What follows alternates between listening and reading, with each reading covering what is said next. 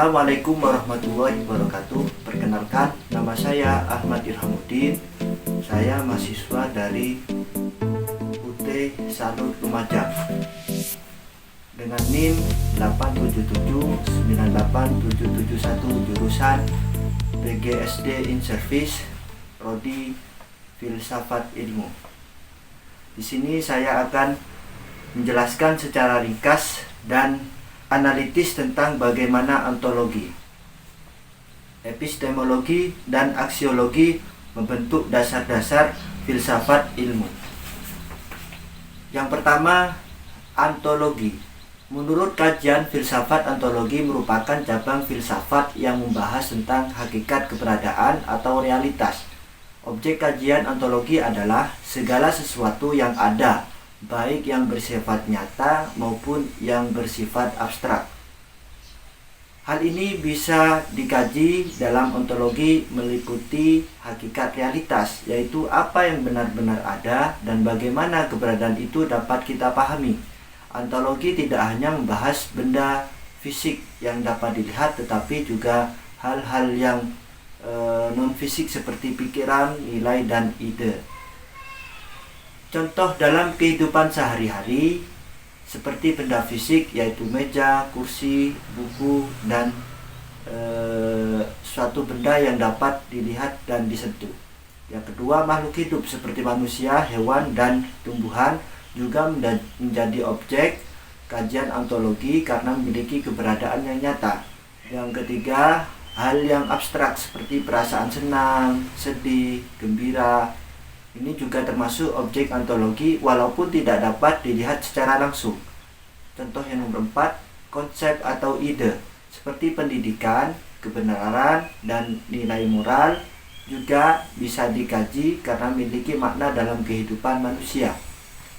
Jadi hakikatnya, realitas dalam ontologi dapat dipahami sebagai suatu yang bersifat materi maupun non-materi.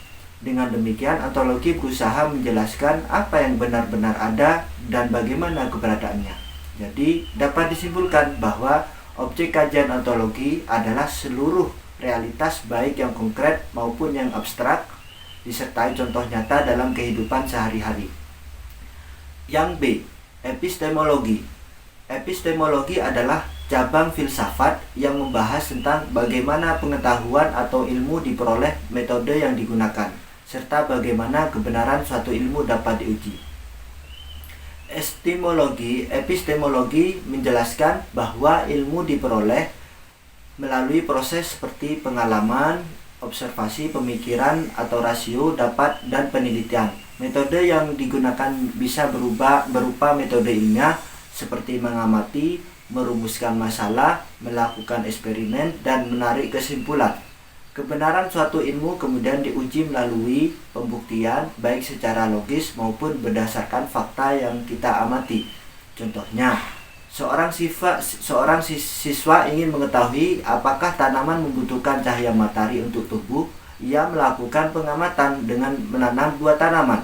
Satu diletakkan di tempat yang panas, kemudian yang kedua diletakkan di tempat yang gelap atau tidak terkena matahari. Setelah beberapa hari, tanaman yang terkena cahaya tumbuh lebih baik dari satu tanaman yang terkena cahaya matahari sama sekali. Hal ini dapat menyimpulkan bahwa cahaya matahari mempengaruhi pertumbuhan tanaman. Yang terakhir, aksiologi. Aksiologi adalah cabang filsafat yang membahas tentang nilai, yaitu segala sesuatu yang dianggap baik, benar, berguna, atau indah dalam kehidupan manusia. Secara sederhana seperti ini. Aksiologi ilmu tentang nilai dan penilaian manusia. Aksiologi menjawab pertanyaan seperti apa yang membuat suatu itu bernilai, apa itu baik dan buruk, apa itu keindahan. Dalam kajiannya, aksiologi terbagi menjadi 2. Yang pertama etika, yang kedua estetika. Etika maksudnya bagaimana membahas ilmu moral, baik yang moral yang baik maupun yang buruk. Kalau estetika yaitu membahas nilai keindahan. Jadi inti dari aksiologi adalah memahami bagaimana manusia memberi makna dan nilai terhadap suatu dalam hidupnya. Sekian dari saya tutup. Assalamualaikum warahmatullahi wabarakatuh.